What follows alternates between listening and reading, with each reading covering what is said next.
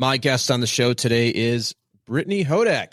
Brittany, she's a speaker, she's an author, she's a mom, and her kid almost just interrupted our episode as we kicked off because every parent who works at home knows that this is the thing when you're doing podcasts, is that's what the kids want.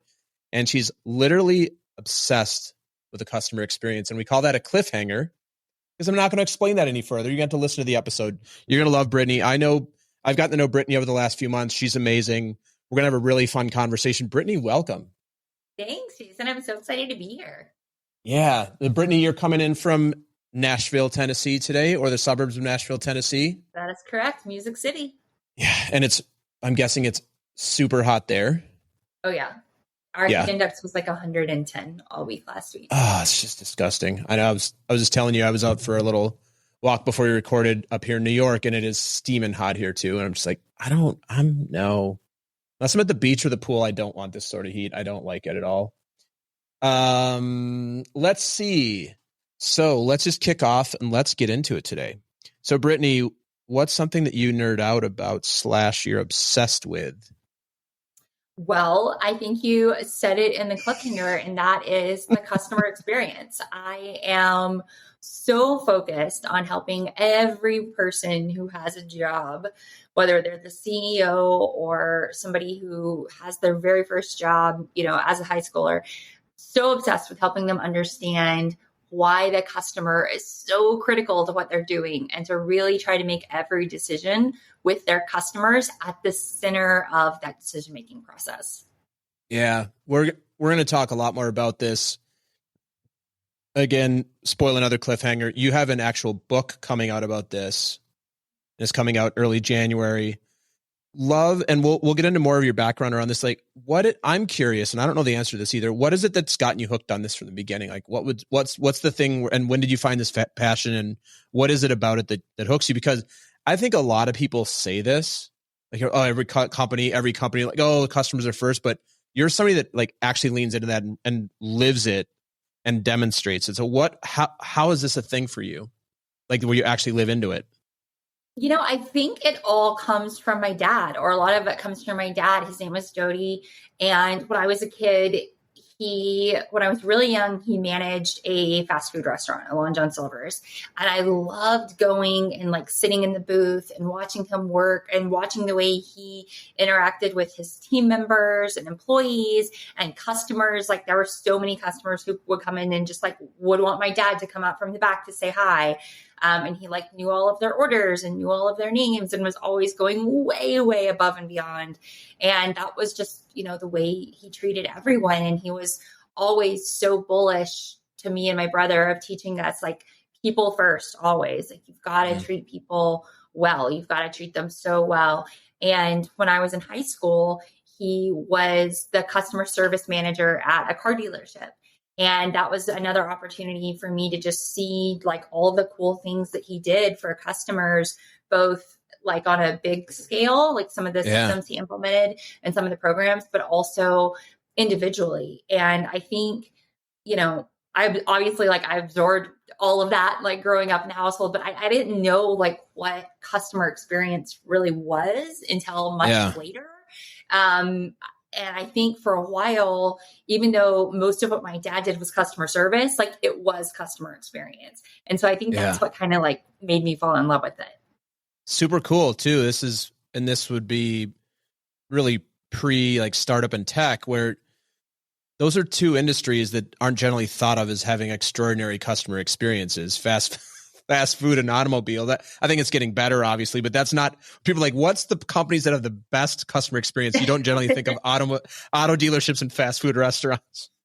Right. And it's so funny because that juxtaposition, like for me to be able to see what was possible just by having a manager who said, no, this is how we're going to do things, and set that expectation level and set that bar for every employee to take care of every customer. And I know that it's possible to differentiate yourself with amazing customer experience, regardless of the industry that you're in. Yeah. And obviously, there are so many well-known examples that we can look at it, across different industries. But the service leaders who do this not only have more loyal customers, but they have more loyal employees. They have people who Sure. want to stay at their jobs longer because they feel like they're a part of something, and it's not just a paycheck, it's a purpose. They're part of something bigger. Love And that. so I am a huge proponent of customer centricity and excellent customer experiences and really treating your customers the way they want to be treated. Yeah. The other thing that you said there is, before we move to the next question, is as somebody who spent 20 years in sales and did a lot of work in customer success, and I didn't ever do any customer support, but I was on the receiving end of having to support customers as well many a time. There's also something very valuable being an employee at a company where you're not feeling like you're constantly in the firing line. Like the product doesn't work, the whole thing. Like I'll just give you an example because I'm flying this week. I can't even imagine what it must be like to be the person who has to work at the lost luggage counter at the airlines. Like, Right? That must be first miserable experience, but these are probably really nice people. And they're like, the company I work for has just let me down every single day of my life that I've been here. So brutal. So brutal. Yeah. And I would imagine that they all probably feel like the company doesn't care that much about them because they're replaceable commodities. And if they leave the job, they'll just find somebody else to come in and try to match up bag tags and deal with angry customers. And I think what we've seen collectively as a society over the past couple of years is employees are finally feeling empowered enough to stand up and say, not anymore. Like if this is the way it is, I don't want to be here anymore. I don't want to work here anymore. And I think that, there are several companies and industries that are in for like a really rude awakening over the next few years as things kind of swing back. So yeah, you're right. There are so many examples of companies and industries where they're really sort of hurting right now under the weight of employees who have said, we're going to treat you the way you treat us. And that's not very good. Not very good. All right. Well, I know we could spend the whole hour talking about this, and I know we're going to talk some more about this. So I'm going to move us along and talk about something that is inside of your comfort zone. So this is the question for you. Something that's inside your comfort zone that you know is outside of somebody else's. And I'm going to take something off the table. I'm going to take public speaking off the table because it's just way too easy because you speak in front of large audiences. So that is just, you may be a little scared, but that is definitely something you do. So I'm going to make this a little more challenging for you. So what's something else that is inside of your comfort zone that you know other people are just a hard no, they won't do it, or that just makes them very uncomfortable? I would say speaking up for others when I see things going wrong. Like I'm that person in public who's never afraid to like make it known to someone that what they just said to their employee was inappropriate or across the line. Wow. Not like with and I have at times when I've either been mistreated as a customer or seen other customers mistreated, have also said things to management. But I think the one where people are like, ooh, and they'll like kind of just walk away is the like seeing the mistreatment of employees by a manager. Yeah. And I will always speak up and very often will document it, whether that's through like a social complaint or, writing a letter or posting something. If I know it's a situation where like somebody, like if the store manager is the one in the wrong, I want to make sure the district manager knows, or I want to make sure somebody in the home office of the franchise knows, because I don't think anyone should ever have to work in an environment where they feel abused or mistreated. And as a customer, I get to vote with my money, but I also get to vote with my voice. And so when I see active mistreatment happening, I'm absolutely going to speak up and say something. And I know sometimes even like when I'm with my husband or my friends, they're like, oh, can't we just go? And I'm like, no, we can't. Here we go again. Yeah. Because if this is how somebody is treating an employee in front of a customer, like how are they treating them when there aren't people around?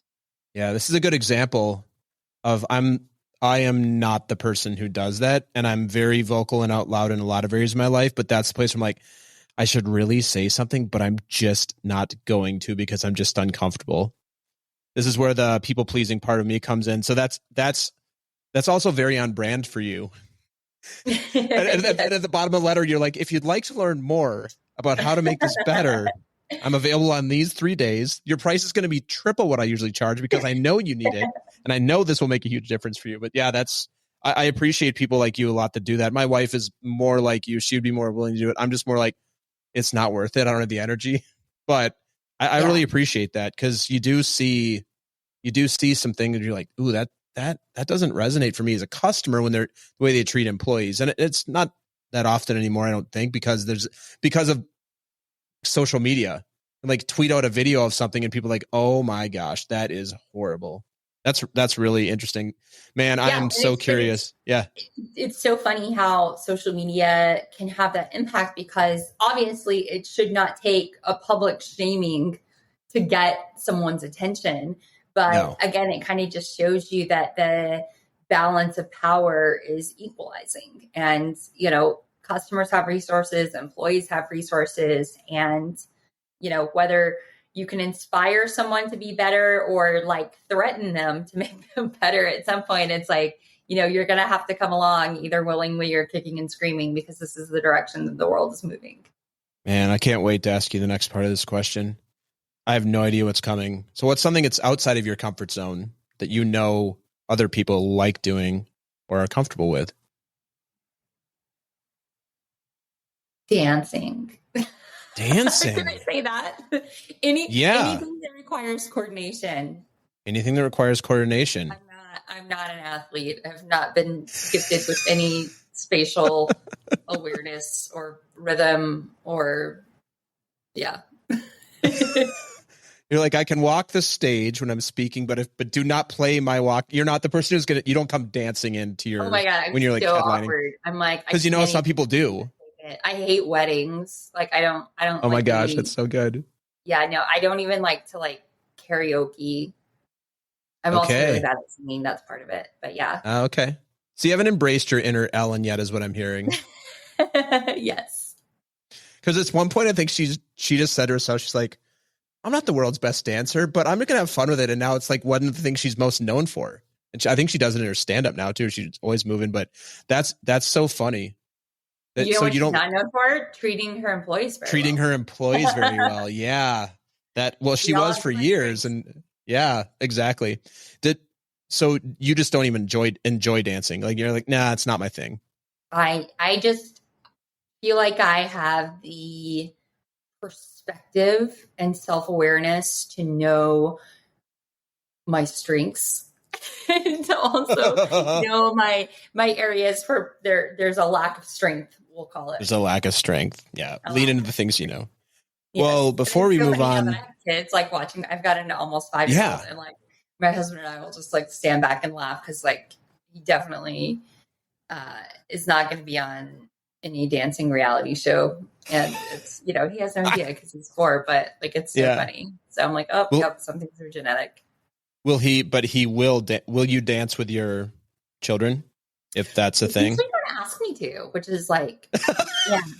I mean, yeah, I would. Yeah, I mean, you do anything with your kids, right? You don't care about looking stupid in front of your kids. No. Yeah, that's great. That's the first time in the history of the show, at about 140 episodes, that somebody said dancing is outside their comfort zone. But I say that because I don't think you're unique at all. I just think most people are unwilling to admit it. That's what I think. So for all of you former guests, tell the truth, Jason. You did not put me under oath, but I like to always operate as if I am. I always say you should never say or do anything that you wouldn't want to have played back for you in court or in church. And that includes lying. That really hits home for me, based on the weekend I just had. All right. On the court side or the church side, or both? Oh, definitely not court, but depends on what kind of church you go to. I had a good beach dance Saturday. I'll leave it at that. Definitely nothing illegal. At least not the state I was in. I love that you're nothing illegal, just really immoral. Nothing immoral, just yeah. All right. So Brittany, you have all sorts of things you speak on, specifically on customer experience and business and things you've done for years. So if I asked you and I said, hey, I've got a 5-minute stage for you, and everybody on the planet can hear you, and we're going to assume that translation's a thing and everybody can understand you, because I've had a few guests that are asked that. I'm like, this is a hypothetical situation. I don't have this stage. If I did, I would be on it. But I give you 5 minutes. You can speak on anything you want. What would you talk about to the audience, and what would you want us to do at the end of it? So I love this question. we grew up with the golden rule, right? Treat others Mm. the way you want to be treated. And there's a brilliant book by Dr. Tony Alessandra where he says, we've kind of as a society moved past the golden rule. We need to embrace something called the platinum rule, which is don't treat others the way you want to be treated. Treat others the way they want to be treated, because not everybody wants to be treated the same way as you. We all have different preferences and backgrounds and belief systems and baggage that we bring to different situations. So to the extent that you can customize your approach to show your customers that they're not just another number, not just another PO, not just another box for you to check, but an actual person with a backstory and a life and a family who matters. That I think is the message. And it's so funny. So I just finished writing my first book. It's called Creating Superfans. It'll be in stores in January. And when my son was about to turn 3, my older son, so this tells you, I've worked on the book for a long time. He was almost 3, and he was like, kept interrupting me in my office downstairs. And I very nicely was like, buddy, remember, like, today's mommy's writing day. You're supposed to be outside playing with daddy. Like, I promise we'll play later. And he said, hey mom, what's your book about? And it was the first time he'd asked me what my book was about. So I was trying to like explain it to him in a way that made sense for, an almost 3-year-old. So I was talking for a few seconds and I could see his eyes kind of like glazing over. So I was like, what do you think, buddy? And I totally expected him to say like, that's dumb. You should write about Peppa Pig, or like write a book that's about, dumb. Exactly. Like whatever, like that's no mom, like nobody would want to read that book. And he looks me right in the eyes and he says, I think you should tell the people to be nice and listen. And then he gave me a hug and he ran out of the room. And I was like, did my 3-year-old just write my book in 4 words better than I'm going to write it in 60,000? Be nice and listen. Boom. That's how you create super fans, according to Kato Hodak.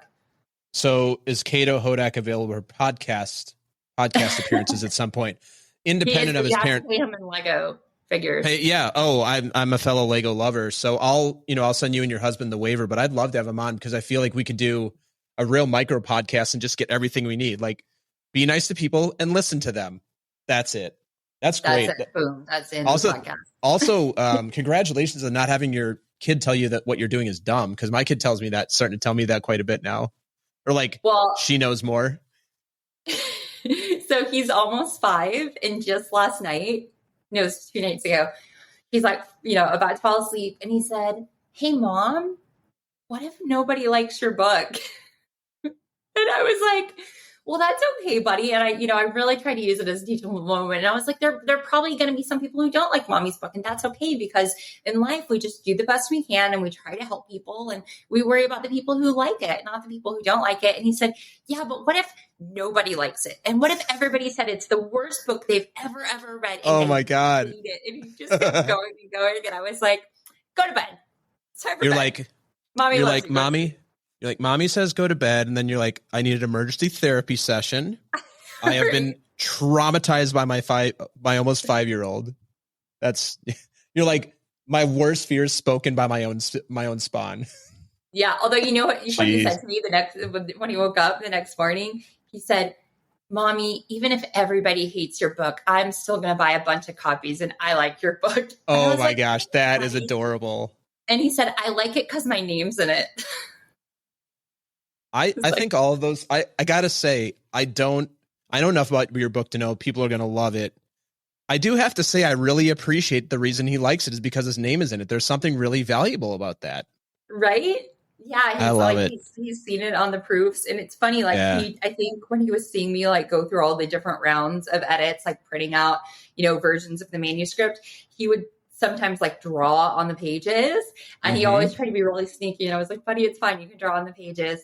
And so then like on subsequent drafts, he was like, where's my drawing? Where's this? Where's that? And I was like, oh, he thinks that like the print, like the markups I'm making are going in the book. So he might be really disappointed when he sees it. And there's no like dragons and, aliens and other things that he's drawn throughout all the different rounds of proofs. Yeah. I mean, just, this is a commissionable idea. If you do decide to accept it, you could make a kid's book out of this. Creating Superfans, child edition. And like you and Kato like illustrated, that would be like a cute little like cartoon. Sometimes people do that. They take like adult things, they turn into like a kid's illustrated book. I can't think of an example now, but there are some out there. Phil But Jones is a great example. He is an Phil author Jones, of a brilliant book called Exactly What to Say. And he wrote a kid's book called The Magic of Words or Magic Words, something like that. It's a really cute book. My son loves it. It's funny. We actually have talked about that because so I have an acronym, a 5-part acronym that I use to teach people to create Superfans, and it's based around the word super. Because like many parents, if I'm going to remember something and do it, I need it to be simple because my brain is filled with like all kinds of useless information, right? I have to remember the names of characters from like 87 different shows, plus like every random request my kids make and like where every toy is. So like if other information is going to creep its way into my head, it needs to be really sticky. So I use the acronym SUPER and I call it my super model. And it's all about how to create superfans. And so Kato actually suggested that we write a book about superfans for kids, but it's as a superpower. And he's like, Mommy, it can be your superpower. And like somebody whose superpower is being nice and listening, and then they can like make friends and make people feel comfortable and whatever. So this was all his idea one night. And I was like, yeah, I'm going to file that away as after this book is done. Yeah, right. Circle back to that idea, kid. Yeah. Also, second and not final offer.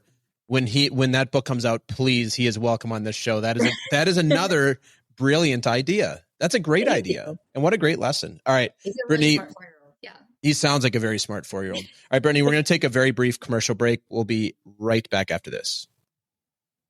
The Talking to Cool People podcast is brought to you by Jason Frizzell Coaching. Jason works with amazing people who are looking to find and develop their passion and purpose and create their journey to wherever it is they want to go. Check us out at jasonfrizzell.com, Facebook, or on Instagram. Jason loves hearing from anyone who thinks it would be cool to connect, to be coached, or to be a guest on our show.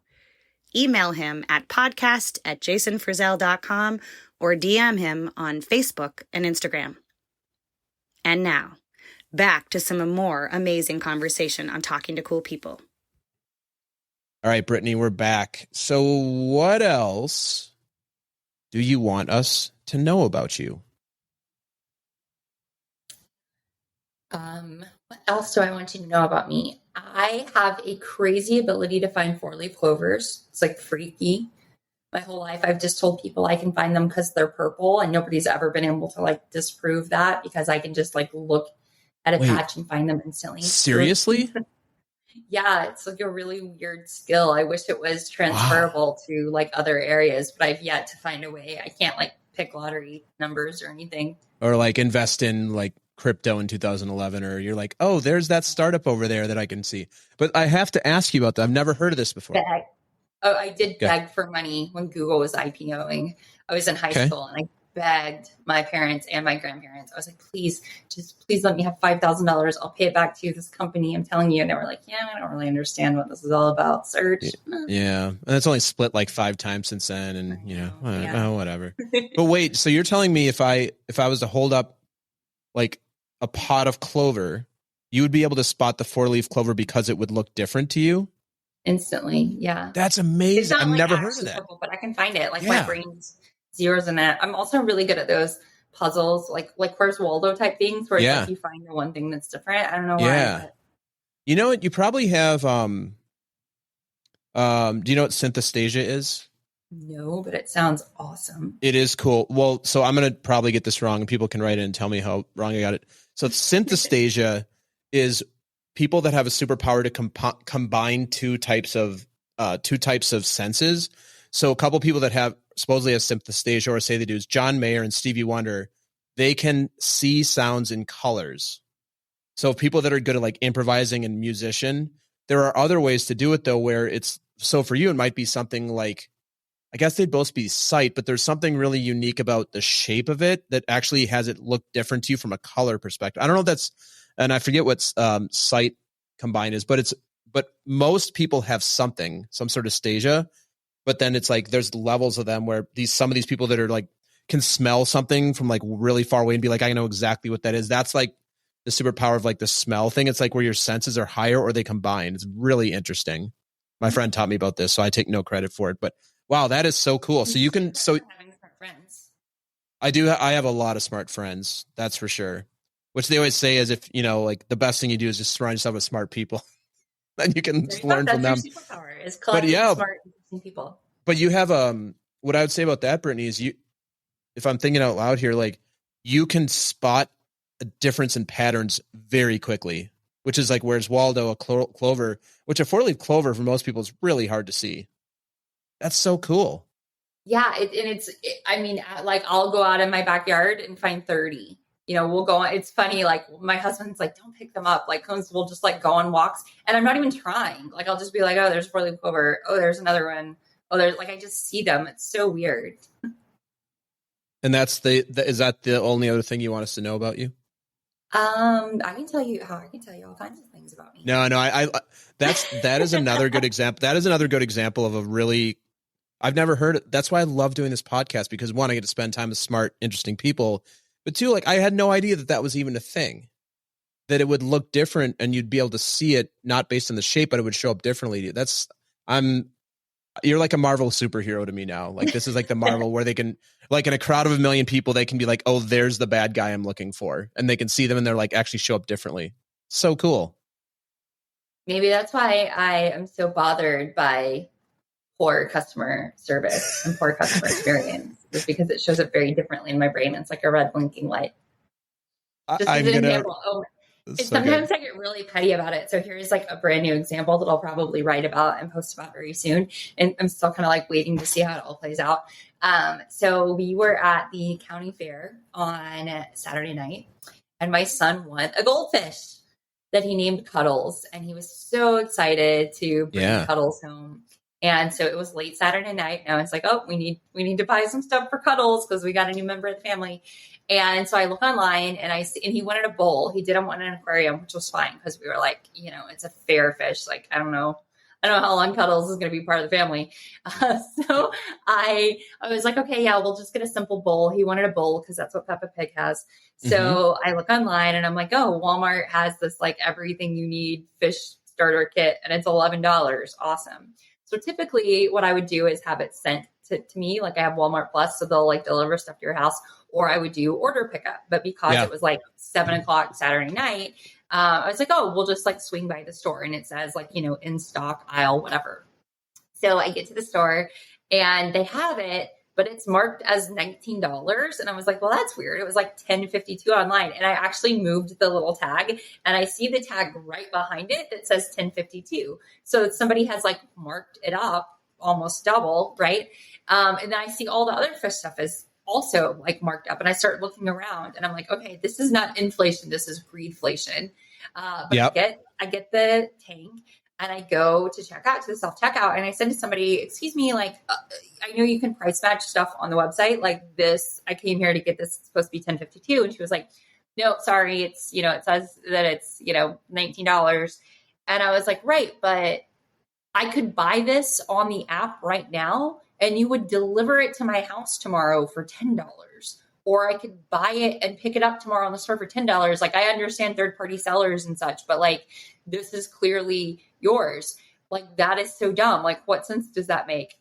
Her response to me was, them's the rules. I don't make them. And I was like, right. But like, you understand what I'm saying? And she's like, no, I do. But Walmart has its reasons and like they want people to shop in the app. And I was like, right, I shop in the app all the time, which is why I came here and went directly to aisle J13 because the app said you can go get this in aisle J13 and it's $10.52.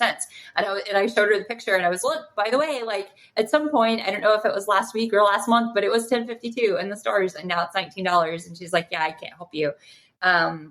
So I was like, all right, cool. Like, here's what I'm going to do. Oh, then I was like, I know if I buy it online, I have to like wait for you guys to like bag it to put it in the store. Can I just buy it for $10.52 in the app? Like, can you watch me hit this button and then take it? And she's like, well, no, ma'am, you can't do that.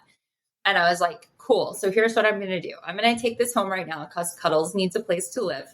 And then I'm also going to order it in the app. So tomorrow morning, someone from your store is going to have to like go get this off the shelf, drive it to my house 12 miles away, leave it on my front porch and drive back to your store so that I can buy it for $10.52. And then the next time I'm in the store, I'm going to return that one for $19 because I have the receipt from buying it in the stores. And she's like, yeah, ma'am, like I can't help you. Like, why are you still talking? Like, I don't, Amazing. That's the way it is. And so I was like, cool. So I was like, all right, if them's the rules, what else is Walmart overcharging for in stores based on like what I could buy it for cheaper online? So like a crazy person, I went around the store and I found a bunch of stuff that is heavy, that cost more in the store than in the app. And I started ordering all the items one at a time for them to deliver to my house. Not because I hate the environment, but because as a customer, I feel like that's the one little tiny thing I can do to take a stand to say, don't F with me, Walmart. Like, you're one of the biggest corporations on the planet. You don't have to take advantage of your customers. You don't have to say we're going to sell things for 50 to 100% higher just because we think we can, because there's less competition when somebody is in our stores. That's ridiculous. It costs you so much more in terms of money and effort to like actually have somebody walk into your store. So Walmart is telling me and hundreds of millions of other customers, hey, you know what you should do? Not shop in our stores. Yeah. So if that's the message, I'm going to buy, like I bought a 3-pound bag of gravel, like aquarium gravel for $3 that they're going to have to ship to my house. And I don't pay for shipping because I'm a Walmart Plus member. So I was like, what other heavy shit? Capri Sun. I don't know why they're charging $1 more for the Capri Sun in the stores than they are online, but I know Capri Sun is heavy to ship. So I'm ordering a bunch of that, one packet at a time. I'm going to tell you, and I don't know if this is going to resonate for you or not, but you will forever be known to me as the Larry David of customer experience. Like, you just literally outlined a perfect episode of Curb Your Enthusiasm.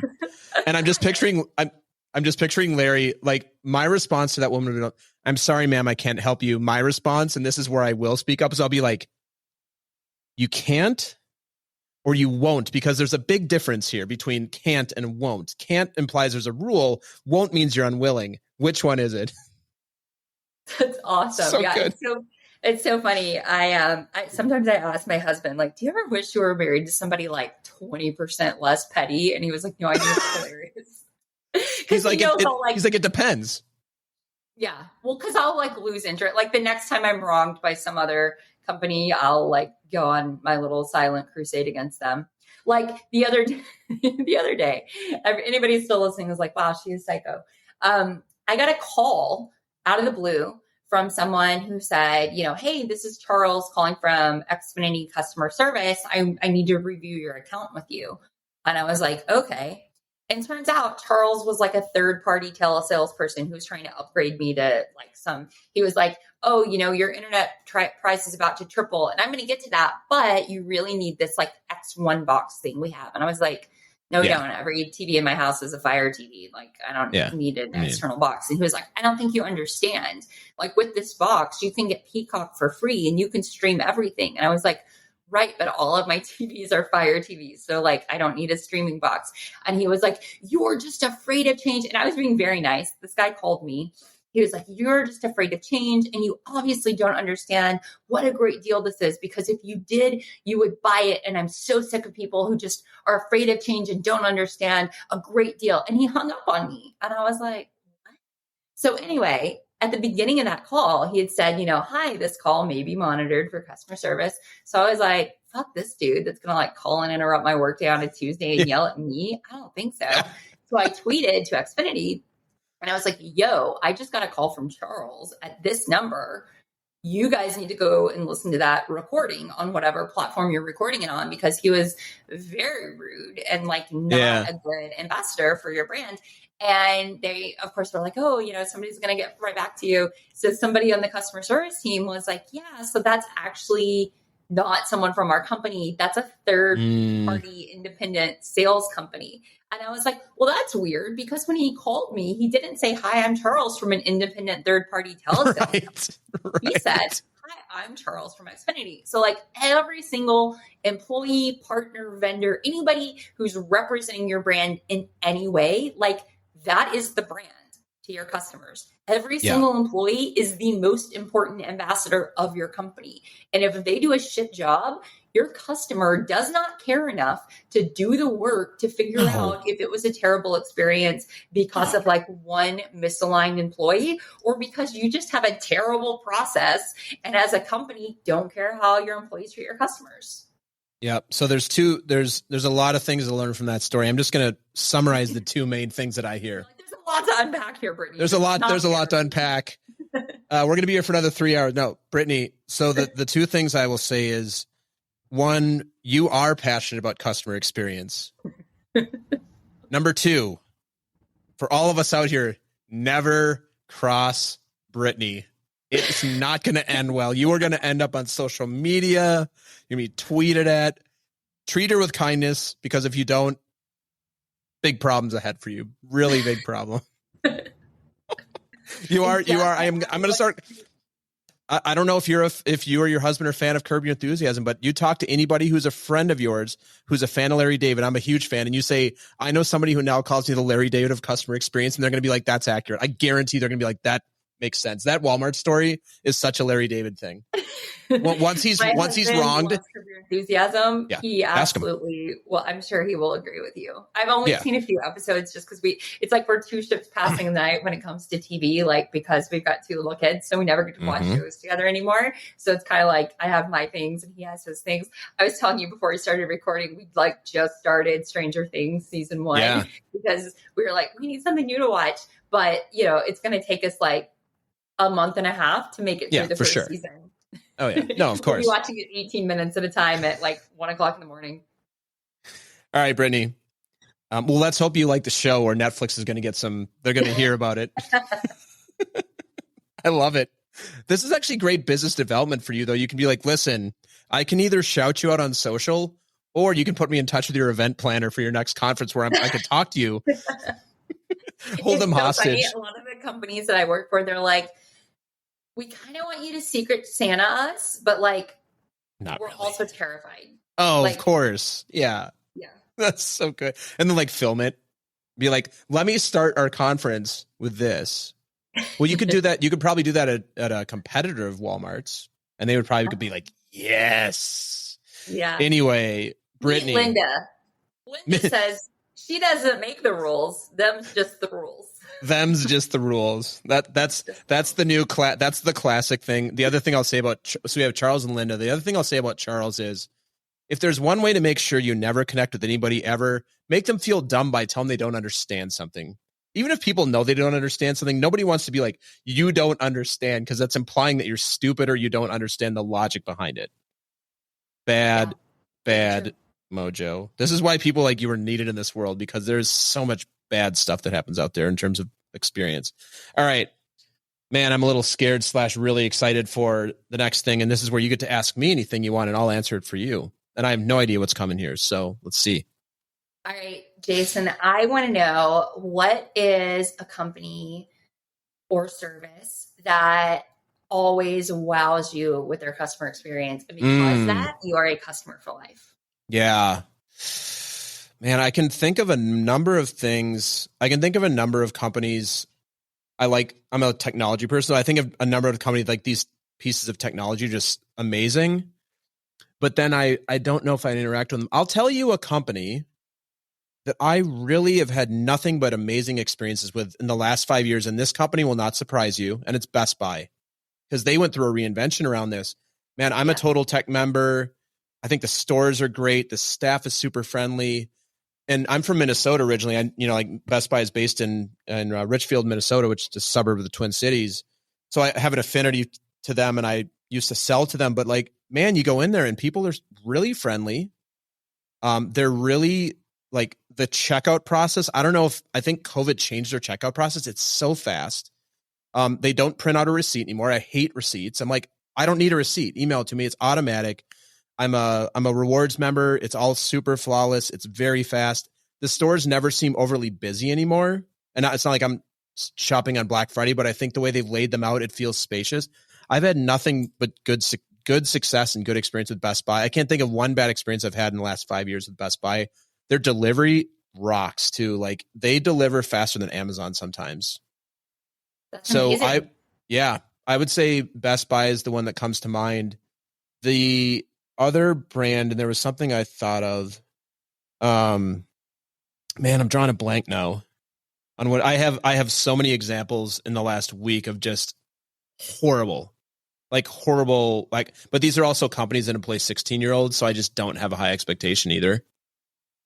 Yeah. But I would say Best Buy. And I am, if Best Buy would like to sponsor this episode, I'm more than open to that conversation.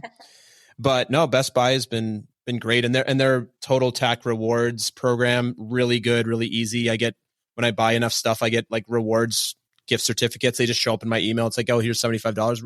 Really good stuff. I think it was, they went through a real reinvention about 5 years ago, if I'm not mistaken, where they were struggling with e-commerce, and then they just reinvented the store experience, all the loyalty things, and it's been great. That's a great example. And don't give a pass to companies that employ teenagers. I think, fast food is a great example. Like, there are so many fast food restaurants in my town right now that have had to shorten their hours. They have giant signs out front saying starting pay $16 an hour. You know who has not shortened their hours at all and has not had to put out signs saying they're hiring? Chick-fil-A. And of course not. I know this because I go to Chick-fil-A all the time. Obviously, they have a reputation for treating customers really well. A couple of months ago, I was in the drive-through line, and there were two girls who looked like they were probably like late teens, early 20s. And one of them said to the other one as she was grabbing a drink, those people at Taco Bell could never do what we do. And I love that. Yeah, they couldn't. And as I pulled up, I was like, you're right. They couldn't. And they were so embarrassed. Yeah. Oh, it's so good. Did not need for anybody to hear. And she was apologizing. And I was like, don't apologize, own it. But it is a culture thing, not an age thing. Somebody who is 16 can absolutely be customer centric if they are taught to do so and then encouraged to do so. Whether that's through, the way that they're being paid or rewarded or acknowledged, anyone can be taught to be customer centric, whether they're 16 or 160. Maybe you didn't ask this, but I'm going to share this experience. This is from yesterday. My daughter, when we're on the road, we were driving back from somewhere yesterday. She likes a Happy Meal, but her order is very specific. Hamburger, no bun, no anything. So just the patty. And yesterday her order was no fries, extra apples. So I make that order. I say it once. And I repeat it, and I say, just to make sure you understand this order. And they didn't have the board. Some things have boards, they put it on. We pull up to the window, and I say, hey, just to be sure, this says double apples, no fries. And he's like, yes, for sure. Nope. He just either didn't check or straight lied. It was not what my daughter ordered, or what I ordered for my daughter. I'm just like, that doesn't actually take any time or energy to just do it right. That's just pure lack of motivation. Yeah, exactly. And it's funny. I was going through the McDonald's drive-through less than a week ago for my son, and I'd ordered on the app. And so they were like, go to the second window. So when I get to the second window, they were trying to give me an order that clearly wasn't mine. And I was like, no, this is that. I showed them my phone with the order number. And it was a really simple order. It was a chicken sandwich and a Happy Meal. And they were trying to give me all this other stuff. And the woman didn't speak English. And I was like this. And I was so mad. I just drove away because my son's in the backseat screaming. I was like, It's going to be faster for me to go somewhere else. And we were on the way to a doctor's appointment. So I was like, we'll come back later and we'll get ice cream. But we didn't go to that McDonald's. We went to a different McDonald's. It's infuriating. And having a language barrier or an understanding barrier between the person serving the customer and the customer is always a recipe for disaster. So like you said, you deal with a lot of tech companies. I know that's your background. Having a customer success manager that doesn't understand the software or doesn't understand the industry that you're in, so for the applications of your software, there is nothing more frustrating. Oh, it's the worst. That's another huge part of customer experience, and especially customer service, is making sure that the person in charge of delivering that experience damn well understands what it is that the customer needs and and how that's relevant to the rest of the world. Yeah, totally. One of the on this point, one of the places I do a lot of work, we do a lot of training and facilitation work, and we get a prep sheet, and one of the and it's actually hey, what do you call your customers? So for example, I know this because I used to sell to Target. At Target, you're a guest. If you go into Target and be like, hey, like, we're going to sell these to your customers, they're like, you don't understand us, period. I don't think Chick-fil-A... I got corrected once at Target corporate when I said customers. Like the buyers will stop you and say, we don't have guests. We have guests. I think Chick-fil-A might have a special terminology too, if I'm not mistaken. Maybe they call them customers. Is the word they use. Guests. Yeah, but it's actually like a thing that, and this goes for anybody listening who's in sales or selling to companies, like, just understand these things. These are out there. And if you do that, you just are so much more credible and so much easier to connect versus just like the transactional part of it. So Brittany, let's wrap today. Let's talk a little bit about the book. Let's talk about speaking. Let's talk about, some of the things. And I would really encourage everybody to get on Brittany's email list. I knew your email list was for me when I saw a picture of you and Keith Urban on it. I said that yes. I was just like I was already a yes. And I was like, this speaks to my soul. So yeah, talk to us about what you're up to in the world right now. Like, obviously you said you finished the book. It's not out yet. Talk to us about your speaking, your book, all that good stuff. Yeah. Future podcast, whatever you got going on. Yes. So my book is called Creating Superfans, How to Turn Your Customers into Lifelong Advocates. As you heard, I'm very, very passionate about this subject matter. And in the book, I share lots and lots of very actionable ideas. I share examples of people doing it right, people doing it wrong, but I write it so that it's really accessible, because I'm a huge believer that if people don't connect, like, they're never going to be able to implement. So the book is really fun. It uses a lot of music and pop culture references so that every member of your team can read it. And then they have a shared language that they can use, that they can hold each other accountable to. I teach a 5-step supermodel within that book that everyone can use to create superfans. So I hope that people want to go ahead and pre-order it. You can go ahead and get a copy of it now. It's available for pre-order everywhere books are sold. And it will be in your hands on January 10th if you pre-order it now. January 10th. Yeah, it's so good. Thanks, Brittany. Well, I know this about you, as I've gotten to know you, but you can tell Brittany is light, lively, a lot of fun, and I cannot wait to read the book, because I'm sure that shows up in there. Like, it's going to be a fun book. It's not going to be dark and dreary stories about. Oh no, it's so fun, and I actually printed the whole book in full color. I made the publisher the whole book in full color, because it's all about experience. Amazing. And I was like, I want people to feel like they're reading a fun magazine. Yeah, so we'll put the pre-order link in the show notes. We'll put a link to your website and all that good stuff. Also check out Brittany. There's videos of you out there speaking. You speak to a lot of companies on this customer experience, and just amazing. And I'm just going to warn everybody again, if you recognize Brittany, make sure you don't cross her. You do not want to cross. Don't make the Larry David a customer experience. Don't make the Larry David. Your husband is going to, I think he's really going to appreciate it. I'm very proud of that one. Right now, he's going to think it's really funny. And then after you tell him to film you doing this, and make sure you put the do like the look and like the okay. I will be starring in his Instagram stories forever from this point forward. I need to follow. That's so good. Well, Brittany, I want to thank you for being on today. What's really fun about this episode, besides talking to you, is it's going to get released in 2 days, which is not always the way I do this podcast. So that'll be really fun. This is very fresh. So you can, when all of you listening hear Brittany's story of Walmart, it happened 3 days ago when you hear this episode. If you're listening on Wednesday, real time. You can see how it's played out. So follow her on Twitter, follow her on Instagram, and you might see that them's just the rules. Them's is the rule. If there's one thing I want my kids to not understand, the statement is them's just the rules. Like, I do not want my kids to be like, oh, those are the rules. Okay, that's it. Unless the rules came from me, then them's is the rule. Chart your own path unless daddy says no, and then I want you to be quiet and not try to bother me about it. So good. Don't be like Moana. Listen to your parents. Don't be like Moana. Yeah, exactly. So Brittany, as we wrap up today, love to get a short, quick share from you, words of wisdom, something you can throw on Instagram. And yeah, what do you got for us? I feel like I'm going to do a callback to Kato's great advice. Be nice and listen. That's all you got to do. If you be nice and listen, you will make your customers feel seen, heard, validated, treat them the way they want to be treated, and they will reward you both in the short term and the long term. Thanks so much, Brittany. And thank you so much, Kato, when you listen to this. Maybe would you let him listen to the end of this so he could hear me say thank you, Kato? Oh, yeah, absolutely. Well, there's a few cuss words in here. I don't know what your stand is in your house around that. He is very good at contextual swearing. Contextual swearing. So Kato, thank you for the advice. You're doing it right. Like it's so funny. Makes sense. Grandma. Yeah. So Kato, Mom and Dad think it's funny. well, yes, of course. So Kato, message for you. One, your mom's book is going to rock. And if you ever hear this, writing a book is not for the faint of heart. So congratulations on doing that and actually finishing it. And Kato, thank you for the really great words of wisdom and for making sure your mommy's book is great.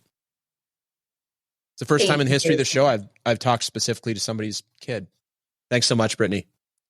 So many firsts. Take care. Bye. Thanks for listening to another episode of Talking to Cool People with Jason Frizzell. If you enjoyed today's episode, please tell your friends. Follow us on Instagram and Facebook and give us a shout out or take a moment to leave a review on iTunes. If something from today's episode piqued your interest and you'd like to connect, email us at podcast@jasonfrizzell.com. We love hearing from our listeners because you're cool people too.